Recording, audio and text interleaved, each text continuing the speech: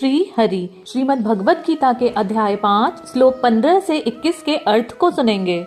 श्री कृष्ण बोले, सर्वव्यापी परमेश्वर भी न किसी के पाप कर्म को और न किसी के शुभ कर्म को ही ग्रहण करता है, किंतु अज्ञान के द्वारा ज्ञान ढका हुआ है, उसी से सब अज्ञानी मनुष्य मोहित हो रहे हैं। परंतु जिनका वह अज्ञान परमात्मा के तत्व ज्ञान के द्वारा नष्ट कर दिया गया है, उनका वह ज्ञान सूर्य के सदृश उस सच्चिदानंद घन परमात्मा को प्रकाशित कर देता है। जिनका मन त्रदूप हो रहा है, जिनकी बुद्धि त्रदूप हो रही है, अर्थात उनके वश में है, और सच्चिदानंद घन परमात्मा में ही जिनकी निरंतर एकाकी भाव स्थित है, ऐसे तत्पर परायण पुरुष ज्ञान के द्वारा पाप रहित होकर अपुनरावृत्ति को अर्थात परम गति को ही प्राप्त होते हैं। वे ज्ञानी जन विद्या और विनय युक्त ब्राह्मणों में तथा गौ, हाथी, कुत्ते और चांडाल में भी समदर्शी ही होते हैं।